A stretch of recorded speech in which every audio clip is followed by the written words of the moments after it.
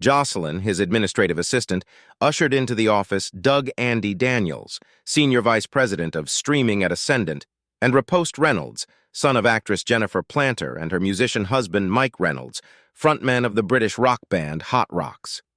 You could always recognize a baby by its name. It didn't matter what planet, fruit, or vegetable they were named after. A celebrity could always count on being an attention-hungry jerk when it came time to pick a name for their child. Riposte? Really? Looking a lot like his father, skinny, 140 pounds, with red hair and a beak on his nose, Riposte Reynolds, unfortunately for him, got his father's looks and his mother's brains. Riposte was that Nepo kid. As a favor to Riposte's mother, who had a deal with Ascendant made before Doug became CEO, Doug agreed to listen to her son's offer to produce a television series for the Ascendant Plus streaming service. The streaming service's current program consisted of a reboot of a 50-year-old science fiction series and a half-dozen series supplied by Tyler Sherman's production factory. After getting comfortable and making sure everyone was seated and drinking coffee, Jocelyn walked out of Doug's office to her own desk and her duties as Doug's gatekeeper. Riposte glanced at Jocelyn as she walked away and was about to make a remark, but saw the look on Doug's face as he watched him stare at Jocelyn. Riposte prudently closed his mouth. While sexist and boorish behavior was still prevalent in Hollywood, the broom that had swept out scum like Harvey Weinstein was still being wielded by those who wanted to make the men and some women in the industry better. Bringing order to Ascendant after his predecessor was fired for sexual harassment was Doug's assignment from the board of directors. If Riposte had made a remark about Jocelyn, the meeting would have ended immediately. Fortunately, even a dim bulb like Riposte Reynolds was able to keep his comments to himself these days. Jennifer Planter, by all accounts, left acting to focus on her website, Splooge. The site was a mixture of newfangled self-help and overpriced merchandise. The most famous was a $1,200 rejuvenation kit that, analysis showed, consisted mostly of a mixture of bleach and hemorrhoid ointment. Jennifer's daughter, Mango Reynolds, had taken the plunge into acting with little success. Her success was due primarily to her willingness, even impatience, to appear nude in every role offered, whether it was in the script or not. And now her son was trying to utilize his mother's contacts in the industry to launch his artistic career. So, Riposte, your mom says you have an idea you want to pitch to us. Something about a new take on the cop series? Yeah, that's right. And all my buddies call me either Rip or Ripper. Doug tried not to lash out at the arrogant little shit. He knew that the only buddy this self-righteous jerk had was his mother's limo driver. Andy wasn't as successful at hiding his disdain, but thankfully Ripper let it pass his ears. We're always looking for a fresh take on cop shows. Along with soccer, they are still our most watched programs. Tell us what you've got, Doug said. Riposte smiled a huge smile. You're going to shit your pants when I tell you. It's fucking awesome. Doug made a sloping gesture with his right hand, signaling Riposte to continue. The action takes place in a big city. It doesn't matter what city because you guys probably want to shoot in Toronto anyway, right? The hero is a badass police detective. This guy doesn't take anyone's shit. He's a real cop who blows heads off, kicks ass, shoots first and asks questions later. That's why he's always in trouble with the chief. When Riposte paused to take a sip of coffee, Doug inwardly groaned. He'd just described the basic storyline of every cop show ever filmed. But this guy's different. And here's the thing. He's a bit of a retard. He's got Down syndrome. The title of the show is Officer Down, only Down is spelled with an E on the end. Riposte leaned back in his chair contentedly, and with a wide grin on his face, shifted his gaze from Doug to Andy, expecting their enthusiastic approval. But instead they looked at each other with undisguised horror.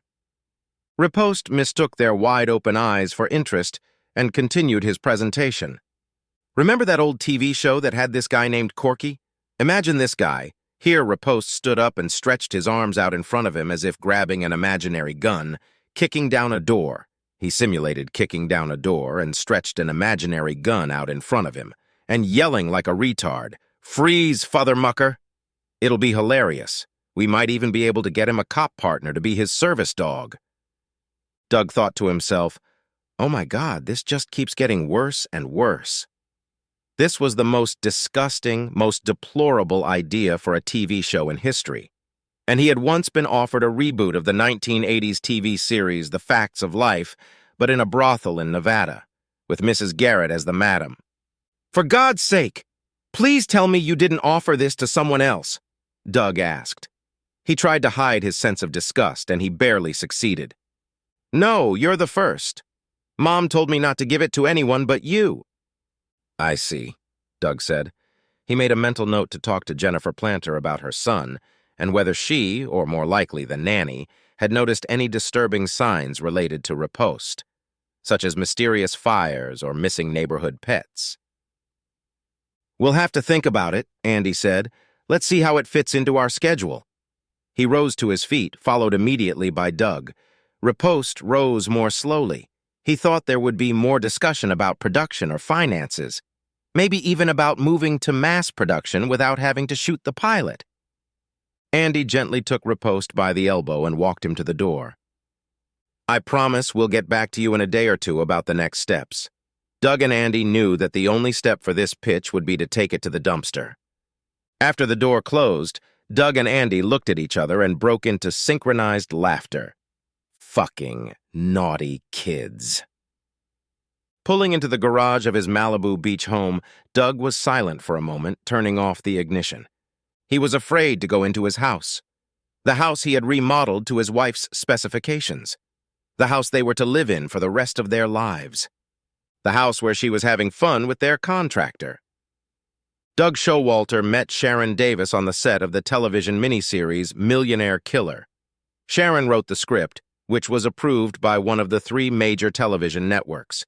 It was the story of a Dallas oil man arrested for the murder of his wife's lover and her daughter from a previous marriage. When the events actually happened, the tabloids were in a frenzy. The story had everything imaginable: a popular oil man, his gold-digging ex-wife, her boyfriend, who played college soccer at Texas A&M.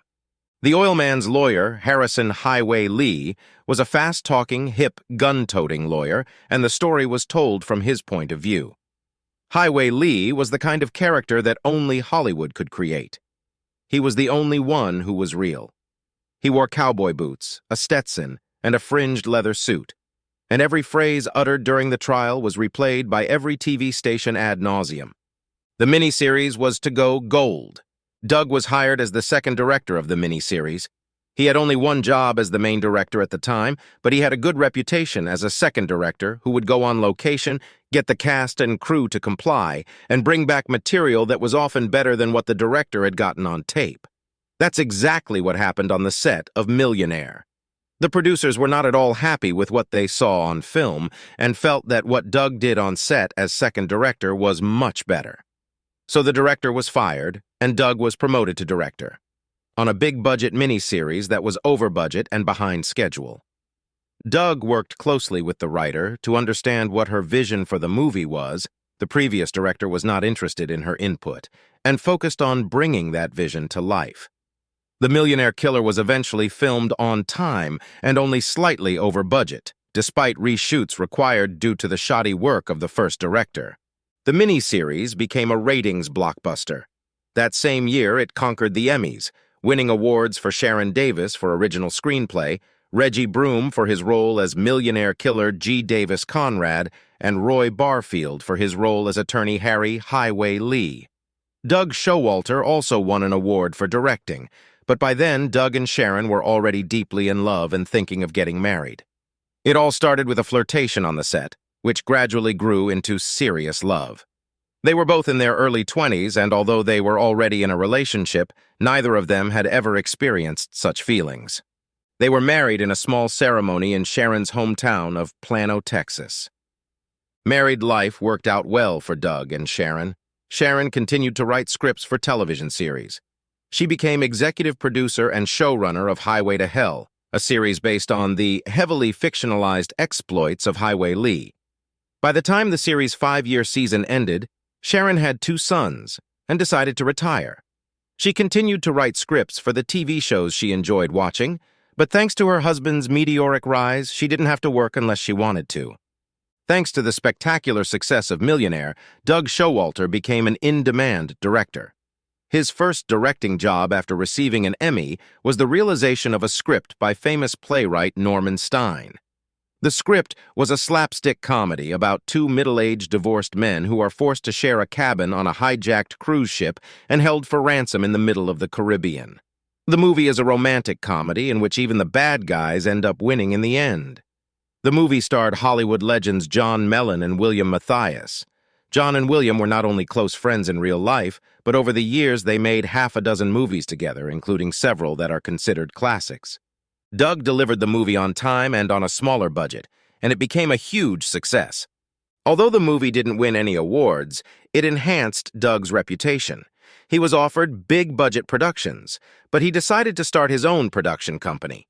He wanted to work for himself on projects he was passionate about, not just get a paycheck. It would also give Sharon the opportunity to find books or plays that interested her and develop them.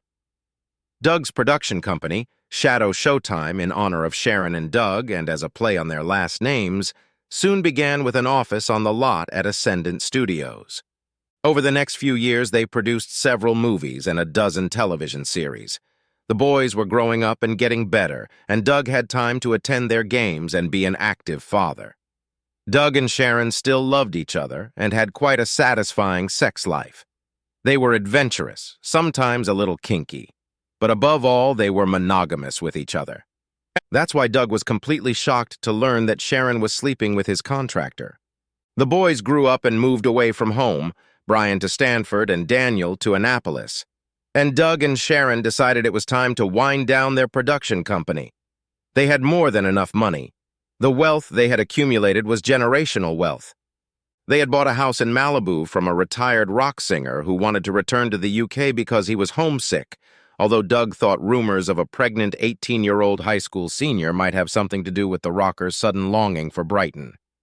While they liked the location of the house and its interior finishes, there was nothing sophisticated about the previous owner's taste.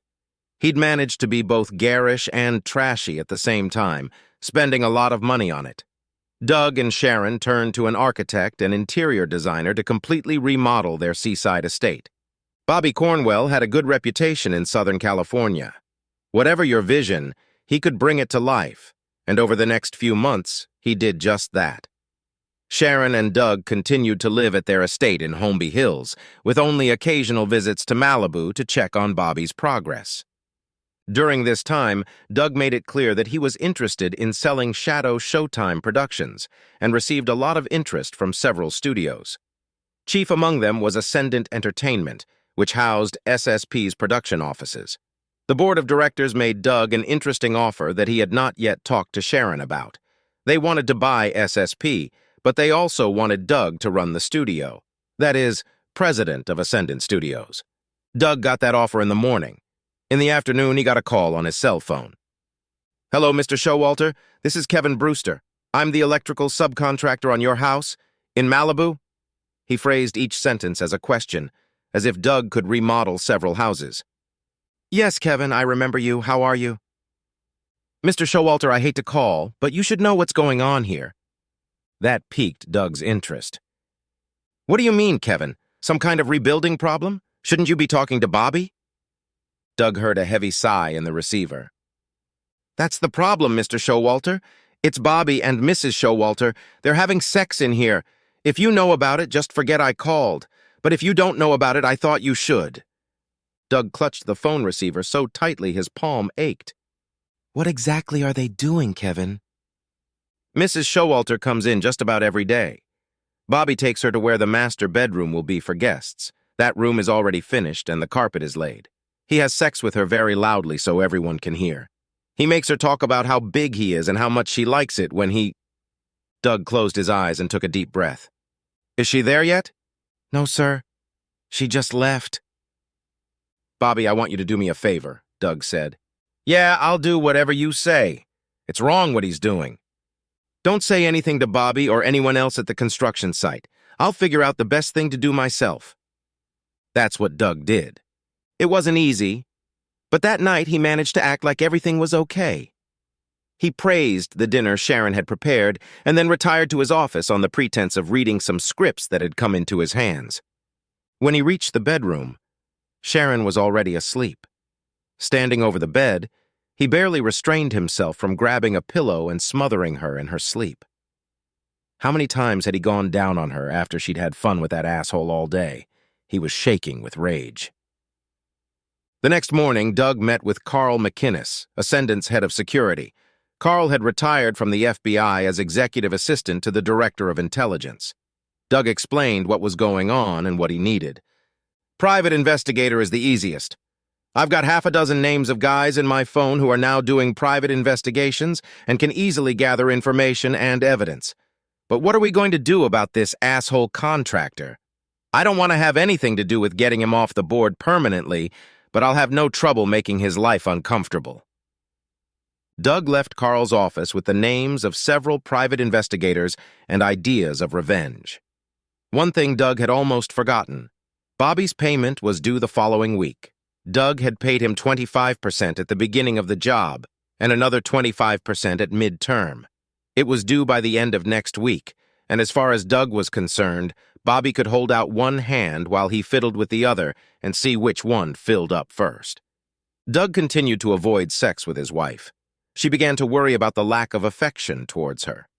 He explained that he had a lot on his mind with the sale of their manufacturing company. She accepted his explanation but could not hide her concern. As a result, she began to act restless and nervous. Doug's private investigator placed the recordings on a cloud server and gave Doug an access code to listen to them. In doing so, the private investigator refused to post photos or videos on the cloud for Doug.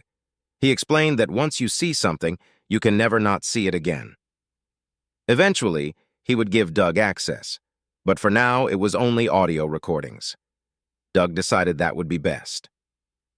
On Friday, when Doug was supposed to get his check, Doug called Bobby on his cell phone. "Hey, Doug, what's up, buddy?" Doug heard the laughter in Bobby's voice and a muffled sound in the receiver.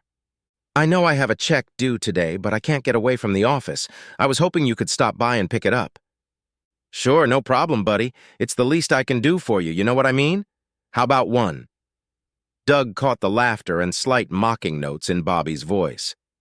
"An hour would be just fine. I appreciate what you're doing, Bobby."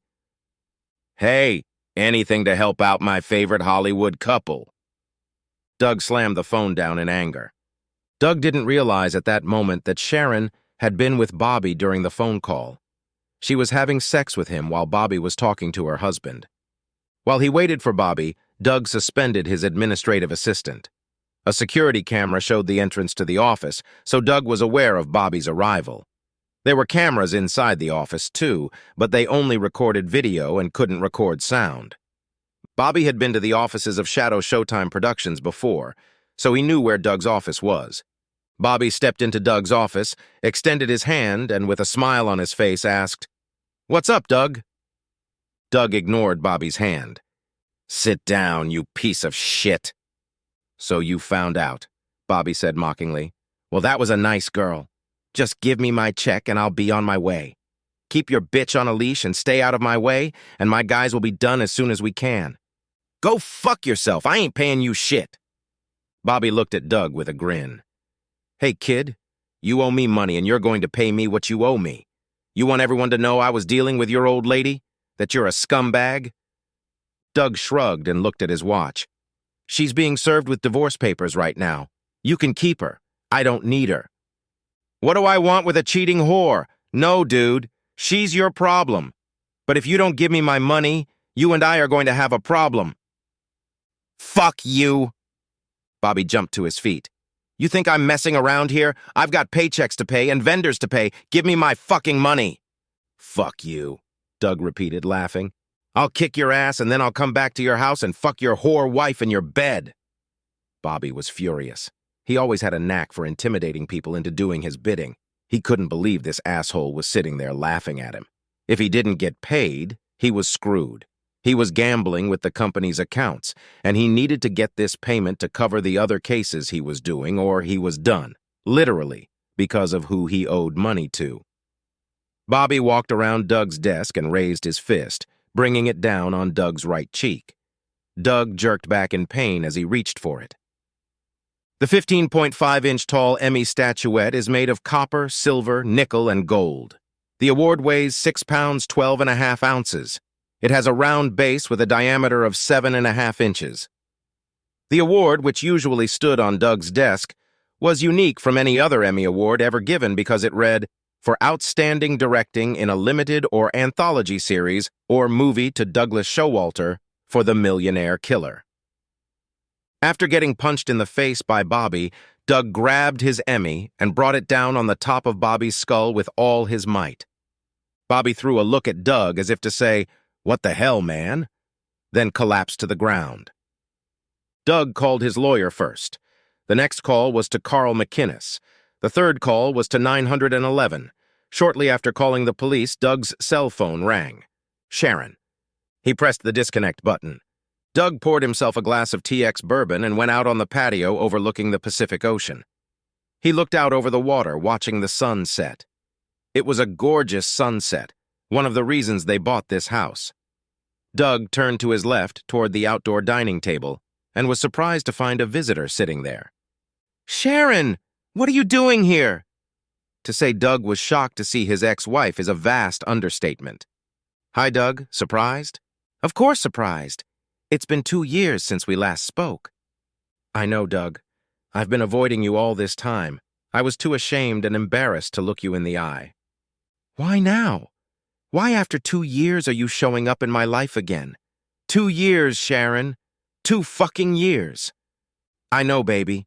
I know I'm a monster on so many levels, but just because I've stayed away from you doesn't mean I haven't kept an eye on your life. I think we need to talk. You need to finish so you can move on with your life. To finally leave me in the rearview mirror once and for all." "Like that's going to happen?" Doug said bitterly. "My whole life was turned upside down when I found out about your affair. How could you, Sharon?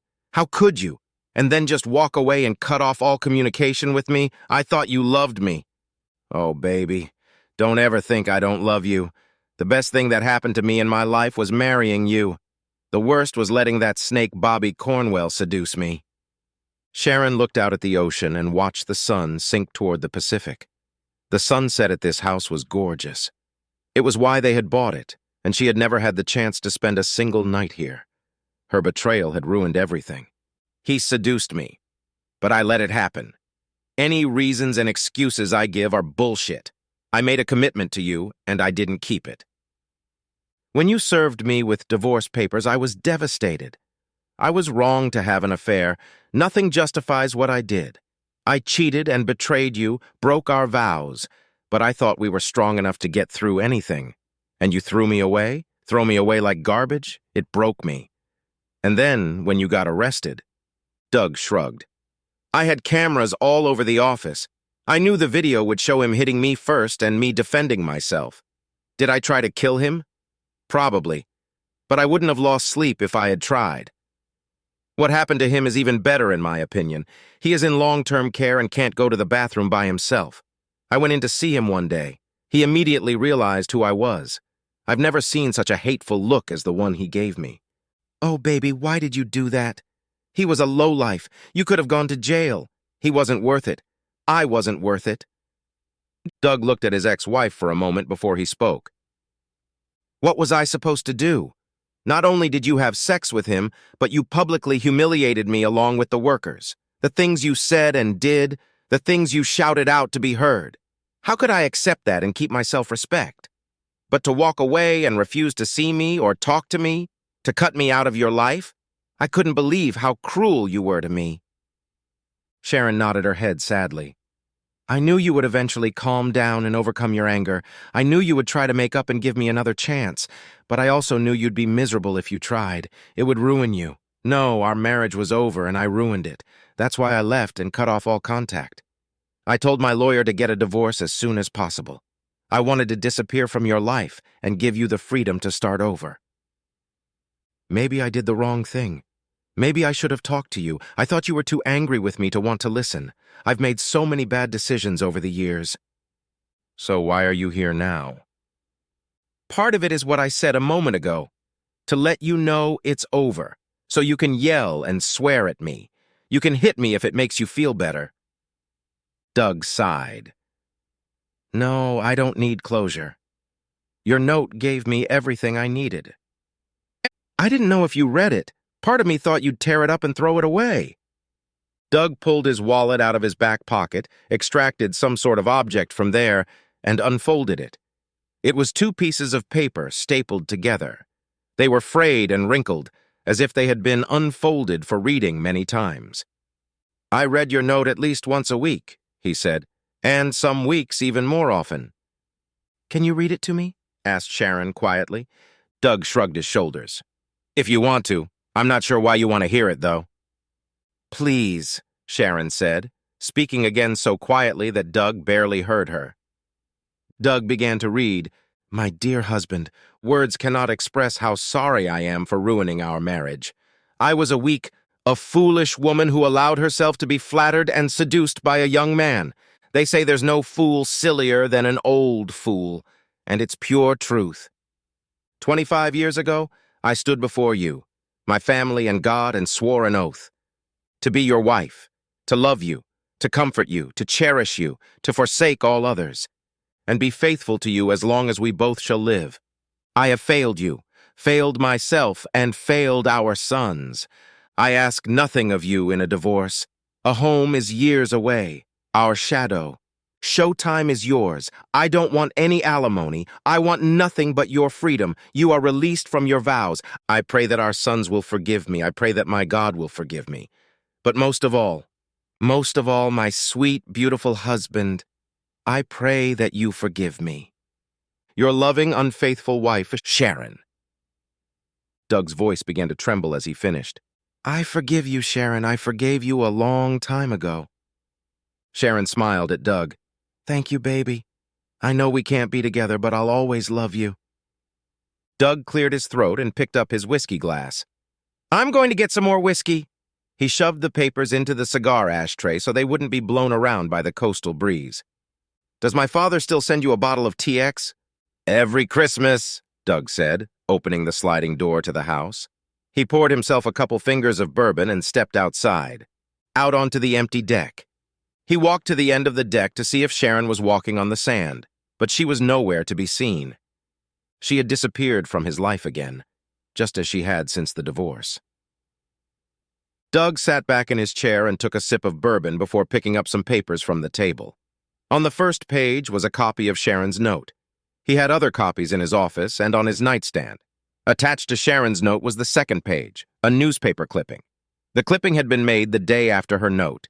He had read this clipping so many times that he had memorized it by heart. Emmy Award-winning writer Sharon Showalter has died at the age of 46. The body of Sharon Showalter, Emmy Award-winning writer of the miniseries. The millionaire killer was found in the front seat of her car, parked outside the Century City apartment complex where she lived. The cause of death appeared to be a self-inflicted gunshot wound to the head. Showalter was co-owner of Shadow Showtime Productions with her ex-husband, award-winning filmmaker Douglas Showalter. The Showalters recently divorced amidst divorce rumors on Mrs. Showalter's part. Police say there is no sign of a struggle and the public is in no danger. Police say a note was found, but its contents are private and will not be released to the public.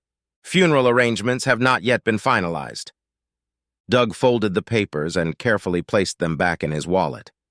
He took another sip of bourbon and looked out at the ocean, where the last rays of the setting sun were reflecting off the Pacific Ocean.